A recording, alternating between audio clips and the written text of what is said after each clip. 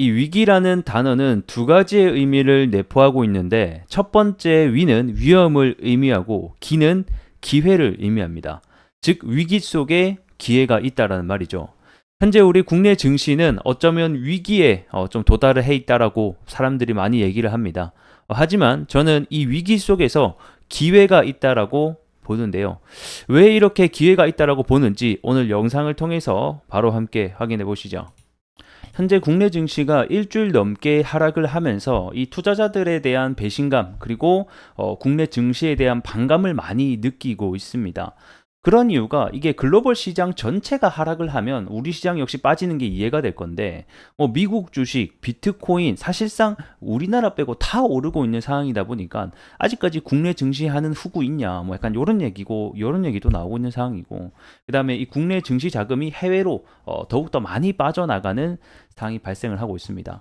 자, 그러면 도대체 이 국내 증시 왜 빠지고 있는가 이런 이유부터 하나씩 보게 되면 아무래도 이 트럼프의 당선으로 인해서 이 관세 부과에 대한 우려의 목소리가 나타나고 있는데 우리나라는 아무래도 이 수출 국가이다 보니까 향후에 관세를 맞게 되면 여러 가지 이익적인 측면이 안 좋게 될 것이다. 이런 우려가 나타나고 있습니다.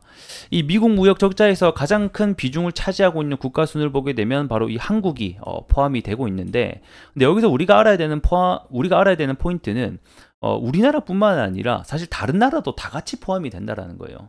그리고 무엇보다 이 트럼프 같은 경우에는 정치적 이념보다는 이 사업가 기질에 조금 더 가까운 사람이기 때문에 언제든지 딜이나 거래를 통해서 이 관세에 대한 부분이 안 될 수도 있고 또는 완화가 될 수 있다는 것을 우리가 분명히 알고 있어야 됩니다.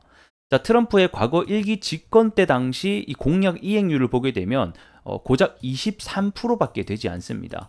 그만큼 나머지 부분은 되지 않았다 또는 어떤 거래를 통해서 완화했다라는 것을 우리가 알 수 있고 특히 우리가 주목을 하고 있는 것 중에 바로 이 중국 관세 얘기인데 트럼프 1기 때 중국에게 관세를 40% 매기겠다 이런 얘기를 했었는데 결국에는 딜을 통해서 20%인가 25%로 완화 조치를 했었거든요.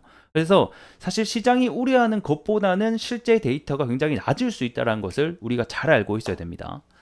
자, 그러면 이제 두 번째 하락의 이유를 보게 되면 사실 1번과 연관이 되는 건데 결국에는 이러한 부분들로 인해서 국내 증시에 대한 이익이 하향 조정됐다라는 얘기가 될 것 같습니다.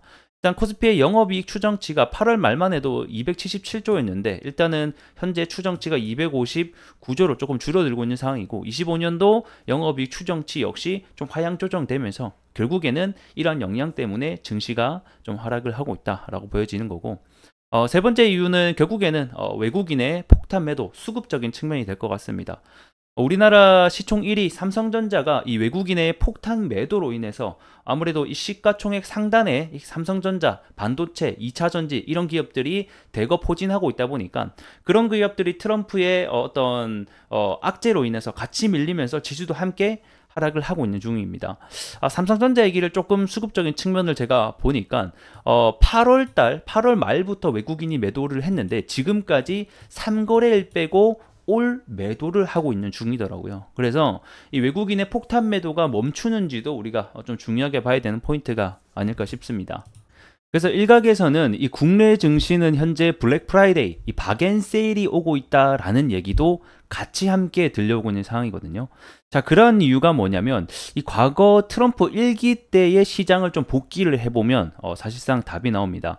자, 과거 트럼프 2016년 그때 당시 당선이 되었을 때도 지금이랑 어땠냐면 완전히 똑같은 흐름으로 가고 있다는 거예요. 환율은 올라가고 미국 채권도 올라가고 그리고 미국 지수는 또 급등하는데 한국 지수만 내리는 현 상황과 거의 비슷한 흐름으로 가고 있습니다. 그래서 2016년 11월 달에 있었던 미국 대선의 어떤 S&P 이 미국 지수 차트를 보게 되면 11월 8일 미국 대선이 있고 나서부터 사실 연일 신고가를 뚫으면서 올라가는 모습을 확인해 볼 수 있었고 현재 미국 지수 역시 어떻다? 새로운 신고가를 뚫어내면서 트럼프의 당선으로 해서 신고가 랠리를 하고 있는 상황입니다. 자, 그럼 도대체 국내 증시는 그때 어땠냐? 이거를 먼저 보게 되면 그때 2016년 당시에 대선에 있어 보신 분들, 트레이딩을 해보신 분들은 아시겠지만 그때의 분위기가 지금보다 더 안 좋았습니다.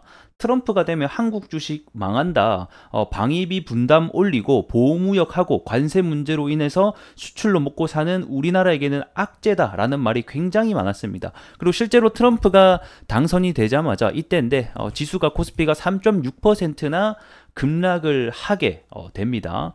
자, 그리고 나서 한 달가량의 조정을 거치고 나서 어떻게 된다? 주가는 다시 한 번 더 올라가더라. 어디까지? 무려 2600포인트까지, 1900에서 2600포인트, 거의 40%가 넘는 상승을 보여주게 됩니다. 자, 그러면 우리가 이걸로 인해서 알 수 있는 것은 지수가 크게 떨어지고 아직 일어나지 않은 일에 대한 공포감으로 밀리는 것은 오히려 기회가 될 수 있다라는 것을 말씀드리고 싶은 거죠. 그래서 이 트럼프의 공포감 반영으로 지금 현재는 하락을 하고 있지만 실제 데이터하고는 다를 수 있다. 그래서 우리는 이 트럼프의 말을 고지고대로 믿을 필요가 없다라는 겁니다. 자, 그러면 지수 밸류적인 측면도 함께 좀 보게 되면 이 코스피의 하단 밴드가 보통 0.83배, 여기에 오게 되면 항상 반등이 일어났습니다. 그러니까 0.9가 깨졌을 때 들어가면 항상 먹고 나왔다라는 건데, 지금 오늘자 기준으로 한 0.87배, 86배 정도가 됩니다. 그러니까 굉장히 매력적인 구간, 이 코스피의 PBR 하단 밴드에 다 와 있다라고 볼 수가 있는 거죠. 그래서 뭐 물론 그때랑 지금이랑 똑같이 흘러간다라는 보장은 없지만 고점에서 잡고 슈팅을 나오는 것을 기대하기보다는 이런 매력적인 구간에서 조금씩 분할 매수라던가 투자 전략을 세워본다라고 하면 훨씬 더 아래로 빠질 가능성보다는 조금 더 위로 가는 가능성이 높지 않나, 이렇게 좀 생각을 해볼 수가 있을 것 같습니다. 그래서 오늘 내용을 정리를 하게 되면 이 트럼프 1기 때 당시 공약 이행률이 23%대로 현 공약이 그대로 이행될 가능성이 낮다. 그 말인즉슨 현재 시장에서 우려하는 목소리가 실제로 데이터와는 다를 수 있다는 것이고, 그리고 현재 이 코스피 하락이 거의 최저점에 와 있다는 건 밸류적인 측면 역시 PBR 0.87배로 좀 굉장히 하단 부분에 위치해 있어서 매력적인 투자가 될 수 있다. 그래서 지금은 셀보다는 오히려 이런 실적주라던가 또 연말 배당주, 그리고 다가오는 일정, 이런 종목들을 발굴을 해서 오히려 기회장을 만들어 보는 것이 좋지 않을까, 이렇게 생각이 드네요.